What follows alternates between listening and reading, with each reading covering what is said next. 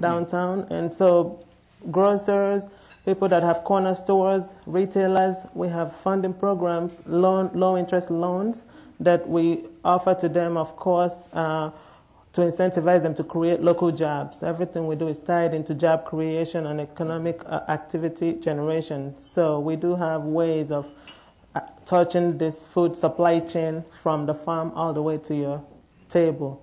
Mm-hmm. Peter McDermott. And if I could just unpack the food desert thought a little bit more, is that in my mind right now there's a predicament that exists. I think between the different drivers of why people come to urban agriculture. A social driver is certainly the need to create healthy food in the city and to create access to that. At the same time, the economic driver is to make money. And so if you're an entrepreneurial farmer and you're getting as many cents on the dollar as possible, and you're essentially selling the food for what it's worth, that's more expensive than what you're going to pay for at the grocery store. And so I think there's a disconnect between, particularly in the urban agricultural context, is the need to grow high-value crops and get a lot of money for them, get what they're worth, and at the same time make food accessible to people who can't afford it. And I think without programs in place to, I think, couple those two together, it's going to be very, very difficult to fulfill both of those drivers at the same time. And certainly, grocery stores are great, but I'm not seeing a whole lot of local food in grocery stores around here. And at the same time, you have farmers markets that accept EBT, but, I think to a lot of those folks, farmers markets look like country clubs. And so I think that's really one of the core predicaments that we're in right now, is really how do you make money, how do you sell the food for what it's worth and still really fulfill that need to create social justice and community health in neighborhoods that can't afford it. You've nailed the paradox here. Director Boggs, how do you, from a policy level, how do you deal with that?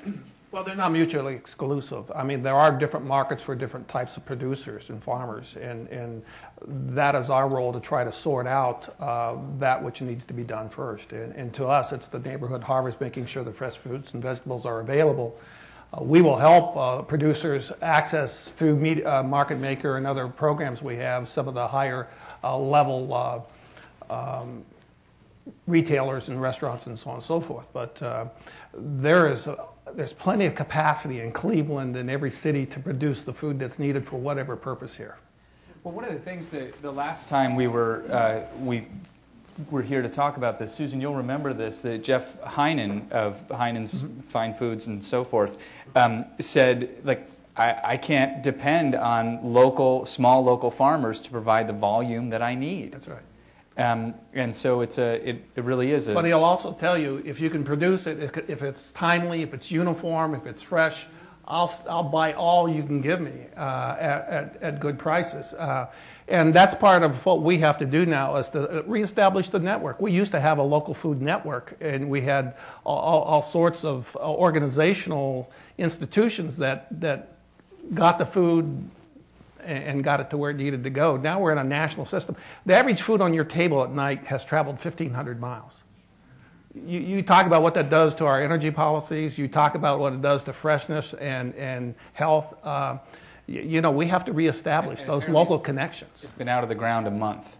A lot of times. And part of it is education, because you've got to have a community and you've got to have a consumer base that realizes that uniformity might not be the best, and that if you have a local tomato and you charge more, and it's, to Peter's point, what it's worth, not only does it taste better, it's more nutritious, and it's traveled a whole lot less of a distance to get to you. So I think part of it's education, because uniformity isn't the be-all, end-all, but nutrition and also quality, that's what should be the market drivers.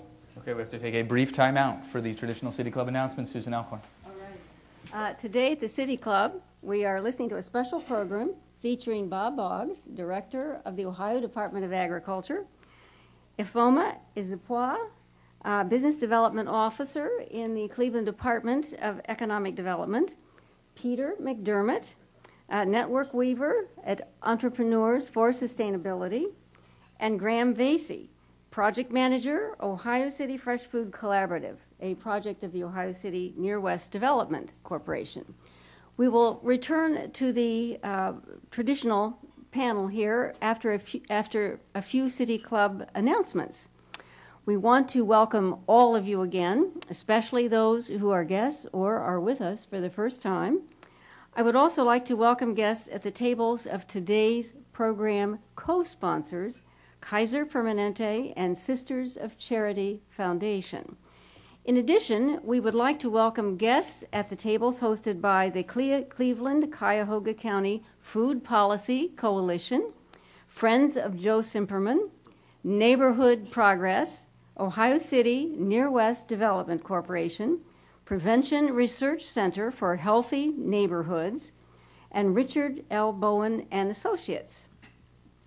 This coming Friday, August 6th, at noon, the City Club will feature Dr. E. Gordon G., President of the Ohio State University, Dr. Toby Cosgrove, Chief Executive and President of the Cleveland Clinic, will speak at our Friday, August 18th forum.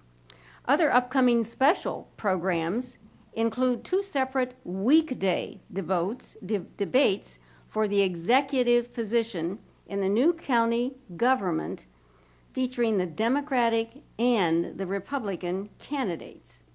For more information about our upcoming forums, please refer to the back of your City Club program.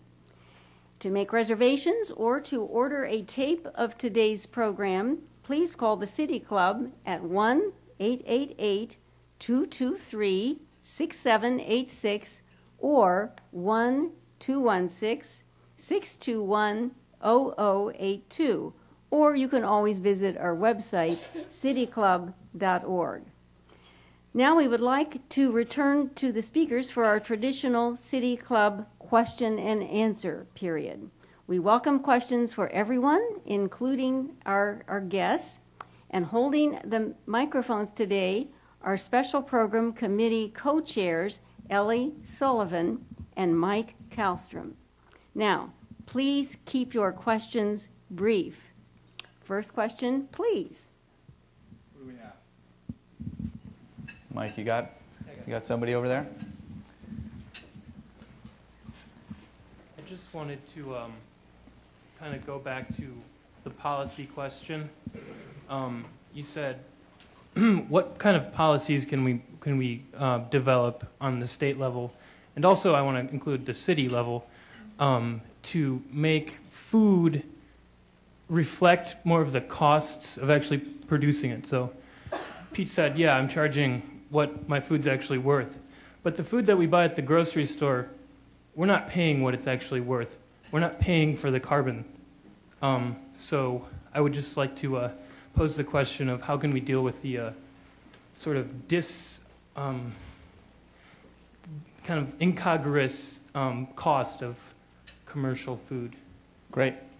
Director Boggs, you want to take that first? There is a disconnect in the public policies, and the only way you can do that, unfortunately, is either to charge more for the cost of the wholesale type food that's in society, and therefore run a risk of making it less affordable to families, or on the other hand, to use tax dollars to upgrade the local food production. The biggest problem that I hear from local food producers is their access to equity. That they can't get credit. Banks won't lend because it's a new type of operation that they're not familiar in financing.